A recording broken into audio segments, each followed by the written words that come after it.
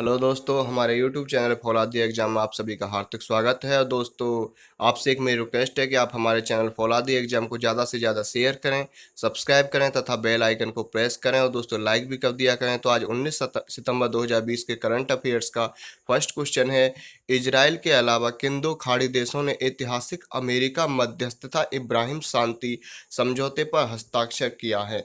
तो दोस्तों इसका आंसर है हमारा बी, बहरीन और संयुक्त अरब अमीरात ने जो ये अमेरिका मध्यस्थता इब्राहिम शांति समझौता हुआ था, इस पर हस्ताक्षर किए हैं। तो दोस्तों 15 सितंबर 2020 को अमेरिकी राष्ट्रपति जो हैं डोनाल्ड ट्रंप के नेतृत्व में व्हाइट हाउस में इजराइल, बहरीन और संयुक्त अरब अमीरात में इब्राहिम संधि पर समझौता किया गया। तो इसका उद्देश्य था इजराइल व दो अरब देश अमीरात और बहरीन के बीच शांति स्थापित करना।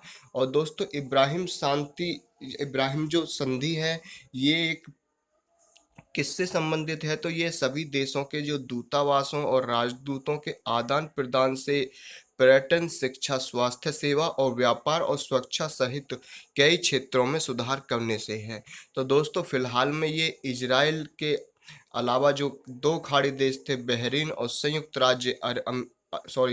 अरब अमीरात, यूएई, यूनाइटेड अरब स्टेट्स, इनके द्वारा अमेरिका इब्राहिम मतलब अमेरिका मध्यस्थता इब्राहिम संधि पर हस्ताक्षर किए गए हैं। तो दोस्तों इसी के साथ हमारा आज का नेक्स्ट क्वेश्चन है, हाल ही में तूफान की श्रेणी 2 के अंतर्गत आने वाला हरिकेन सैली निम्नलिखित में से कौन से तट से टकराया? तो इसका आंसर है डी, फ्लोरिडा और अल्बामा। तो फिलहाल ही में तूफान की श्रेणी 2 के अंतर्गत आने वाला हरिकेन सैली अभी फ्लोरिडा और अल्बामा के पश्चिमी तट से टकराया है। तो दोस्तों अल्बामा और पश्चिमी फ्लोरिडा में 105 मील प्रति घंटे यानी 165 किलोमीटर प्रति घंटे की तेज हवाओं के साथ काफ़ी तबाही और जानलेवा बाढ़ का खतरा पैदा करता है। इसने पेनासाकोला और मोबाइल अल्बामा महानगरीय जो क्षेत्र हैं उनमें लगभग 1 मिलियन लोगों को प्रभावित किया है। दोस्तों श्रेणी 2 तूफान जो है वो 96 और 110 मील प्रति घंटे के बीच की जो इससे जो अधिक के बीच की हवाएं हैं और खतरनाक हवाएं, उनके व्यापक रूप के धारण करने के कारण ही ये तूफान बनता है। तो इसी के कारण हमारा नेक्स्ट थर्ड नंबर का क्वेश्चन है, किस देश ने भारत के साथ रक्षा प्रौद्योगिकी सहयोग पर द्विपक्षीय वार्ता को मजबूत करने के इरादे के एक बयान पर हस्ताक्षर किए हैं? तो दोस्तों इसका आंसर हमारा सी है, अमेरिका। तो अमेरिका के साथ रक्षा प्रौद्योगिकी सहयोग पर द्विपक्षीय वार्ता को मजबूत करने के इरादे से हमने अभी हस्ताक्षर किए थे, हमारे देश मतलब भारत ने। तो अमेरिका में इसका आंसर अमेरिका है, सी। और दोस्तों 16 सितंबर 2020 को भारत और अमेरिका के बीच एक रक्षा प्रौद्योगिकी सहयोग पर द्विपक्षीय वार्ता हुई और बैठक में 10वीं रक्षा प्रौद्योगिकी एवं व्यापार पहल की एक ऑनलाइन बैठक थी। इस समझौते में सैन्य उपकरणों के उत्पादन तथा सह विकास के अवसर पैदा करने के उद्देश्य से हस्ताक्षर किए गए। अब डीटीटीआई के बारे में आपको बता दूं, यह रक्षा के क्षेत्र में भारत अमेरिका संबंधों को मजबूत करने का एक तंत्र है। इसकी स्थापना 2012 में हुई थी। और दोस्तों डीटीटीआई के तहत भूमि, वायु, नौसेना और विमान वाहक प्रौद्योगिकी पर केंद्रित 4 संयुक्त कार्यदल स्थापित किए गए। इसी के साथ हमारा नेक्स्ट फोर्थ नंबर का क्वेश्चन है, हाल ही में संसद द्वारा पारित आयुर्वेद शिक्षण और अनुसंधान संस्थान विधेयक 2020 के संबंध में निम्नलिखित कथनों पर विचार करें। तो दोस्तों इसमें हमारा थर्ड वाला जो कथन है वो सही है और फर्स्ट और सेकंड जो कथन है वो गलत है।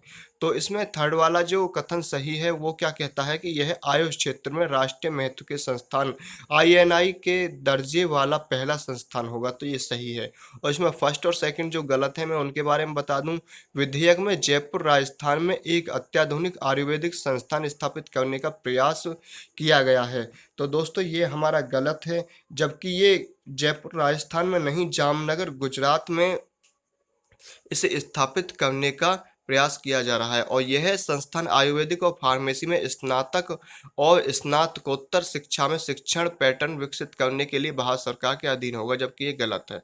तो दोस्तों इसी के साथ हमारा नेक्स्ट फिफ्थ नंबर का क्वेश्चन है, निम्नलिखित में से किस मंत्रालय ने पूर्वोदय पहल की शुरुआत की है? तो दोस्तों इसका आंसर है हमारा बी। तो ये इस्पात मंत्रालय के द्वारा पूर्वोदय पहल को शुरू किया गया है। और दोस्तों ये पूर्वोदय पहल जो है ये इस्पात मंत्रालय से संबंधित है।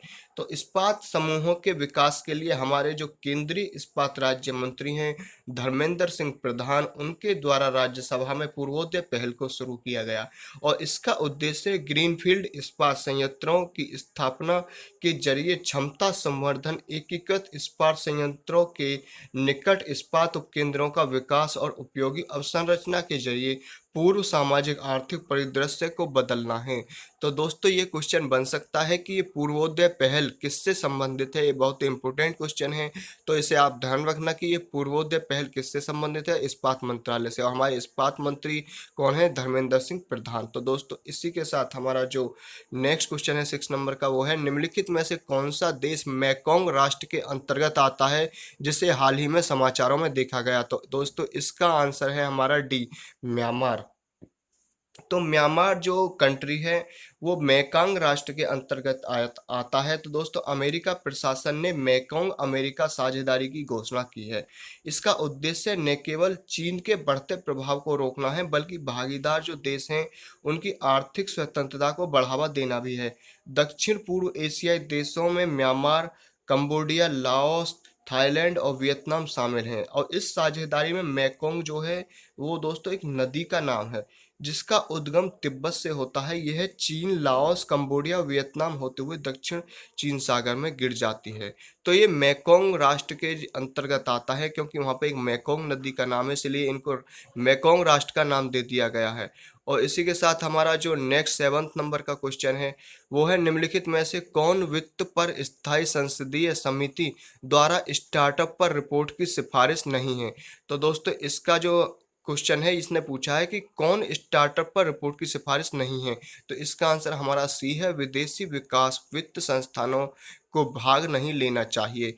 मतलब ये जो और ऑप्शन दिए हैं हमारे ए, बी और डी, ये इस रिपोर्ट की सिफारिश हैं, जबकि जो हमारा सी है वो इस रिपोर्ट की सिफारिश नहीं है। दोस्तों इस क्वेश्चन को, ऐसे क्वेश्चन को ध्यान से देखना, इसमें आता है कि सिफारिश नहीं है। और भी क्वेश्चन बनते हैं इस तरह के, उनको हम सोच लेते हैं कि सिफारिश है और जो ऑप्शन होता है उस पर टिक कर देते हैं, जबकि ये गलत है। और इसमें सी वाला हमारा है कि सिफारिश नहीं है। और ए वाला जो इसकी सिफारिश है, चीन और संयुक्त राज्य अमेरिका पर निर्भरता को कम करना, ये भी हमारी सिफारिश है इस पर स्थायी संसदीय समिति की। और कंपनियों और एलपी को एनबीएफसी के रूप में वर्गीकृत किए बिना निवेश करने की अनुमति दी जानी, ये भी सिफारिश है, जबकि इसका सी है ऑप्शन। और दोस्तों इसी के साथ हमारा नेक्स्ट 8 नंबर का क्वेश्चन है राष्ट्रीय ओजोन परत संरक्षण दिवस कब मनाया जाता है। तो दोस्तों हमारा इसका आंसर है बी, 16 सितंबर को राष्ट्रीय ओजोन सॉरी दोस्तों अंतर्राष्ट्रीय इंटरनेशनल ओजोन परत संरक्षण दिवस मनाया जाता है।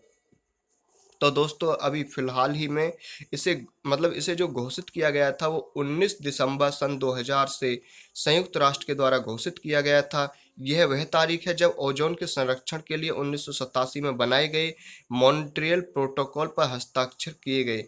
और इसका महत्व क्या है, यह दिन ओजोन परत के महत्व के बारे में जागरूकता फैलाने के लिए मनाया जाता है। और 2020 के लिए इसकी जो थीम है वो है ozone for life, 35 years of ozone layers protection.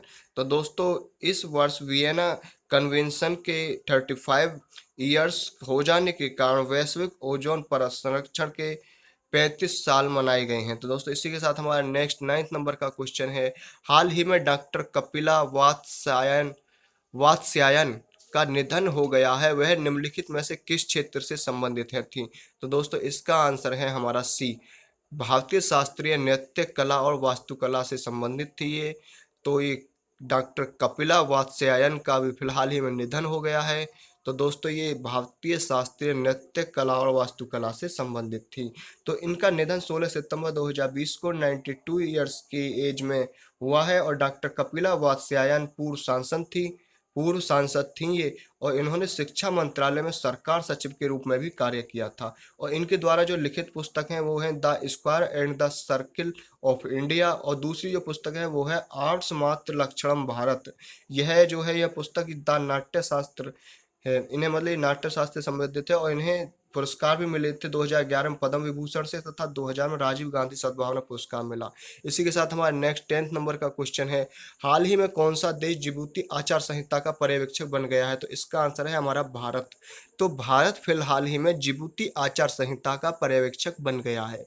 तो दोस्तों अभी विदेश मंत्रालय के अनुसार जिबूती आचार संहिता या जेदा संशोधन डीसीओसी या जेए की वर्चुअल बैठक के बाद पर्यवेक्षक के तौर पर शामिल हो गया है।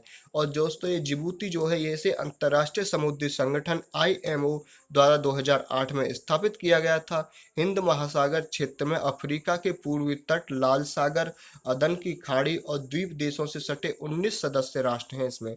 और इसके जो पहले से पर्यवेक्षक थे वो कौन थे? जापान, नॉर्वे, यूके और अमेरिका इसके पहले से अध्यक्ष थे, और इसमें भारत भी शामिल हो गया है। जिबूती आज मतलब जिबूती का पर्यवेक्षक बन गया है। तो दोस्तों इसी के साथ हमारा ये लास्ट क्वेश्चन था आज का। तो दोस्तों आपसे एक मेरी रिक्वेस्ट है कि आप हमारे चैनल को ज़्यादा से ज़्यादा शेयर करें, सब्सक्राइब करें तथा बेल आइकन को प्रेस करें, और दोस्तों इसे लाइक भी कर दिया करें।